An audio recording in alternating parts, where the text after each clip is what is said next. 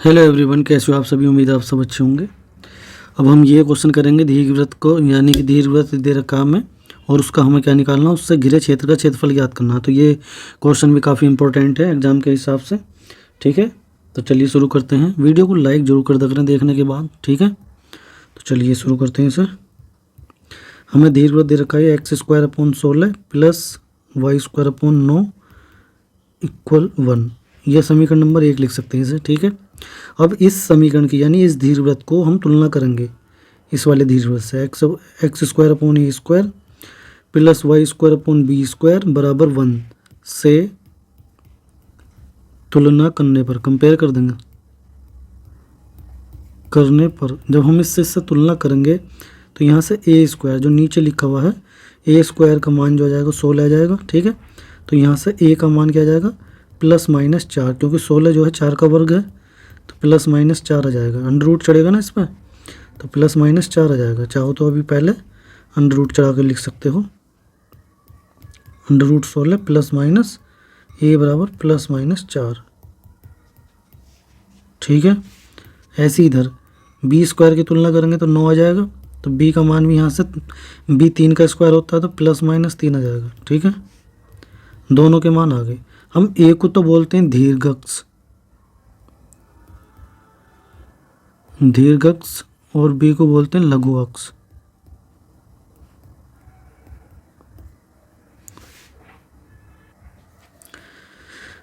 दीर्घअक्ष वैसे जो है, यहाँ आप जब ये वो बनाएंगे, आप दीर्घवृत्त जो बनाएंगे, दीर्घवृत्त यहाँ से लेकर, यानी कि यहाँ से लेकर इस पॉइंट से इस पॉइंट तक की दूरी है, ये भी a है ये भी a है, तो 2a को बोलते हैं दीर्घअक्ष और 2b को बोलते हैं लघु अक्ष। b ये भी है और ये भी है। ठीक है, अभी मैं बता दूंगा। चलिए,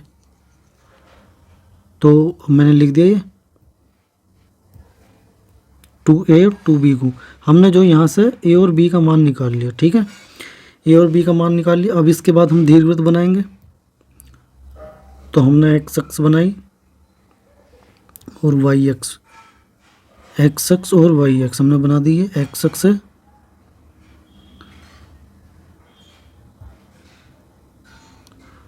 ये y अक्ष है। ठीक है, अब इस पे जो है अब हम ये दीर्घवृत्त बनाएंगे। तो दीर्घवृत्त बनाते हैं। चलिए, दीर्घवृत्त हमने ये बना दिया। तो अब हम इस पे जो ये पॉइंट है, हमारे पॉइंट है जो हमारे पास a की वैल्यू जो आई है, a की वैल्यू क्या आई, +-4। दीर्घवृत्त तो हमारा क्या है, 2a है। 2a का मतलब यहाँ से यहाँ तक की दूरी भी a है और यहाँ से यहाँ तक की दूरी भी a है। ठीक है, ये मूल बिंदु आपका 0,0। तो ये वाला जो निर्देशांक है इसके, इस वाले को, इसके हो जाएंगे 1,0 और इसके ये x के यानी निगेटिव दिशा में x अक्ष की तो माइनस का क्या रहेगा, बन जाएगा -1,0। ये x अक्ष क्या है, माइनस की तरफ है और ये y अक्ष क्या है, माइनस है। नीचे की ओर y के मान माइनस के रहेंगे। अब b का मान ऊपर की ओर, ये भी b ये भी b, लेकिन ऊपर की ओर इसके निर्देशांक बन जाएंगे x का मान 0, y का मान b, और नीचे की ओर इसके निर्देशांक बन जाएंगे 0, -b। ठीक है, लेकिन हमारे पास जो a और b के जो है मान हमारे पास हैं, तो यहाँ पर जो इसके निर्देशांक बन जाएंगे वो हमारे पास क्या होंगे, यहाँ पर होंगे -4,0। ठीक है, यहाँ पर होंगे हमारे 4,0। ऐसे इसी प्रकार यहाँ पे b का मान भी होगा। ठीक है, b का मान हमारे पास कितना है, 3 है, 3 और -3। ठीक है, ये रहे, ये बना दिया दीर्घवृत्त। अब इस पूरे दीर्घवृत्त का इन्होंने क्या पूछा है, हमसे पूछा है क्षेत्रफल ज्ञात करना है इस पूरे दीर्घवृत्त से घिरे क्षेत्र का। ठीक है, तो यानी हमें पूरे का क्षेत्रफल ज्ञात करना, फाइंड करना है। ठीक है, इस पूरे का जितना भी दीर्घवृत्त है, इस पूरे का क्षेत्रफल हमें फाइंड करना है। अब इसका ज्ञात करने के लिए हमने पहले भी देख चुके हैं, हम इस चारों खानों का क्षेत्रफल, चारों चतुर्थांश का क्षेत्रफल जो है इनका, ये जो अंदर बने हुए हैं, इन सब का इक्वल है एरिया जो है, तो किसी भी एक का निकाल लेंगे हम, उसे 4 गुना कर देंगे। ठीक है, तो चलिए अब हम स्टिक बनाते हैं पहले चतुर्थांश में। प्रथम चतुर्थांश में ये स्टिक बना दी मैंने। ये स्टिक जो है आपकी मूव करेगी इस दिशा में और इस दिशा में। तो इस लेफ़्ट राइट मूव करेगी ये। तो यहाँ पर जो मूल बिंदु के निर्देशांक है 0,0 है। तो जब ये लेफ़्ट राइट मूव करेगी तो यहाँ पर हमें जो इंटीग्रेशन है उसकी जो लिमिट मिलेगी वो यहाँ पर मिलेगी।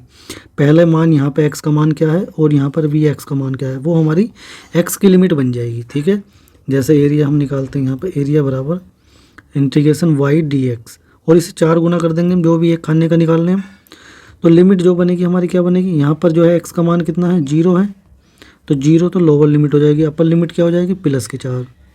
तो ये x की लिमिट है तो x की लिमिट रख दी हमने।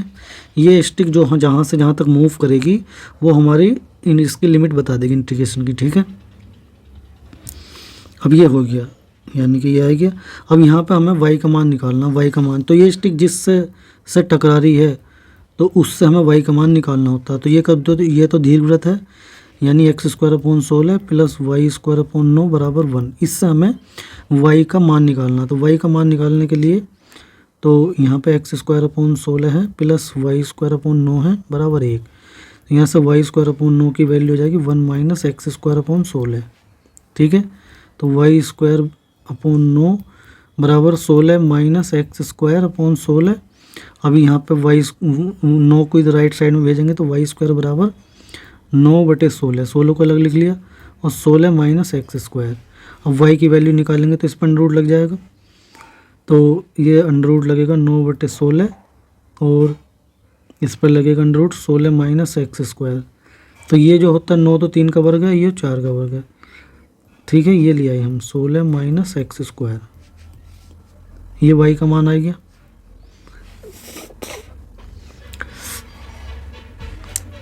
ठीक है, y का मान निकालिए। ये y का मान हमें यहाँ रखना है। ठीक है,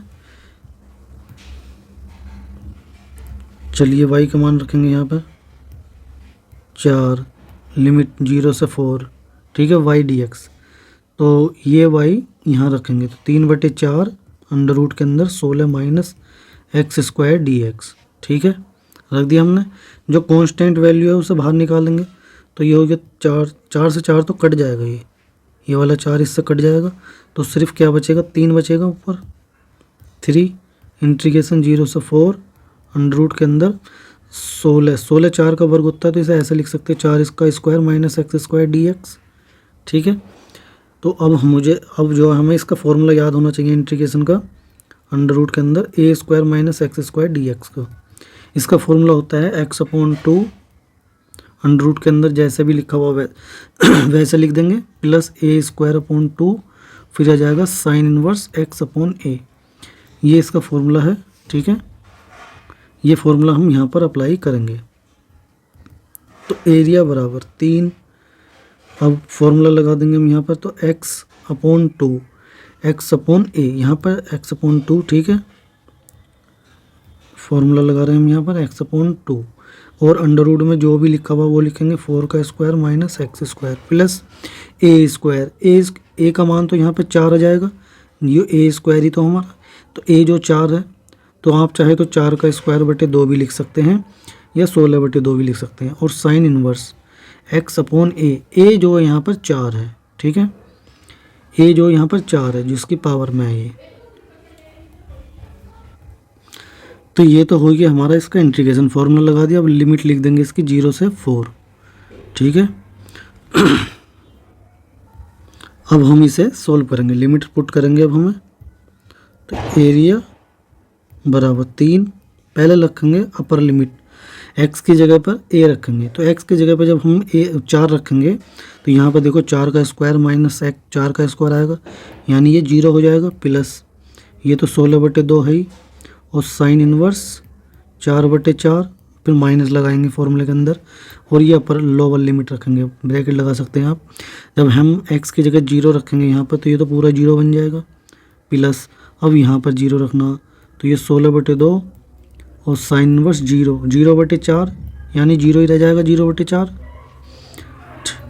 ठीक है, यहाँ पर 3, 16/2 का मतलब 8 आ जाएगा, 2/16, और साइन इनवर्स ये हो जाएगा तुम्हारा 1 माइनस साइन इनवर्स 0 0 ही हो जाएगा। ये वैल्यू पुट रख दी हमने।